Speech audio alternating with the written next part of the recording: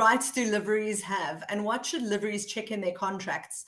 And I think this is important to separately check, Tracey, because generally the yards who are constructing livery contracts have been around the block, and they know, what's up, and they've probably had a chance to revise that contract repeatedly.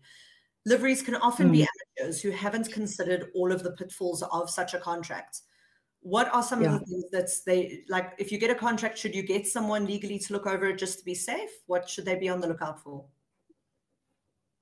Okay, I think before you even conclude a contract with a livery yard, you need to have an expert go with you to the yard, somebody that you trust, who can look at the yard and go, these are the things that worry me, and these are the things that are good. Because there's not a contract in the world which is going to save you from something you saw and should have known about. So it's really important that anybody who does enter into a livery yard goes in with their eyes open as to what they can expect from the yard owner.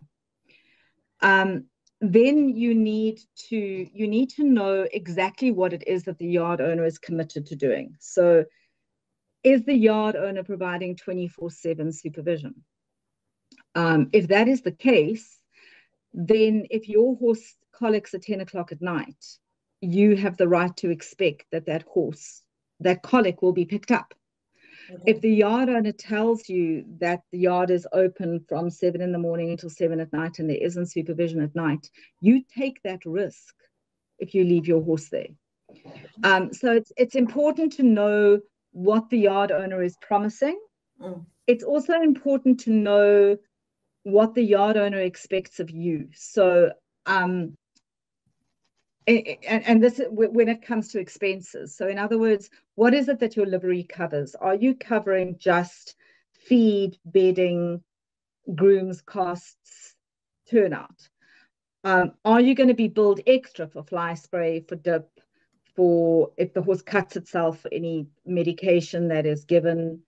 Are you expected to provide a first aid kit? All of those things should be spelled out in the contract, because the last thing you need at the end of the month is to suddenly get a bill for 3,000 or 4,000 Rand more than you expected to pay.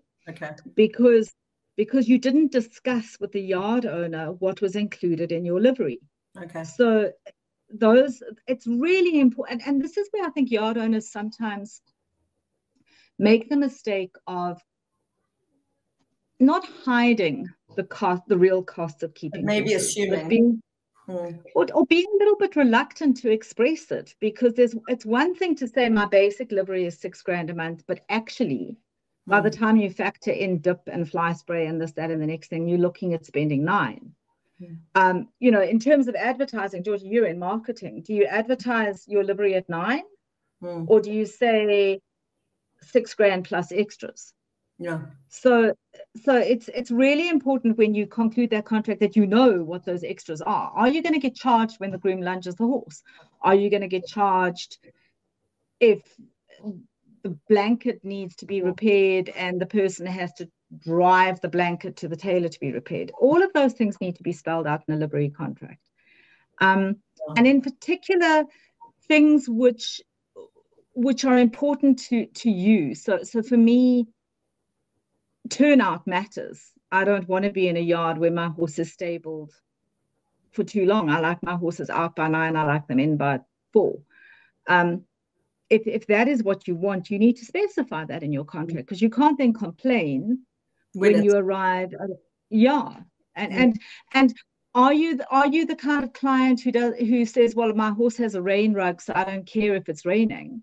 Then again, some of this is law, some of it is communication. How fair is it for you to insist that your horse gets turned out in a bog and every single other horse is stabled, and now the yard owner's got to deal with your horse yelling his head off? Exactly. And then your horse slips and then it injures itself, and so so a lot of having horses in livery is accepting that you're going to have to respect the yard owner's discretion in certain things. So if there are certain things which are non-negotiable for you, those should be in the contract. And if they're not in the contract, you kind of have to trust the yard owner to make the right decision.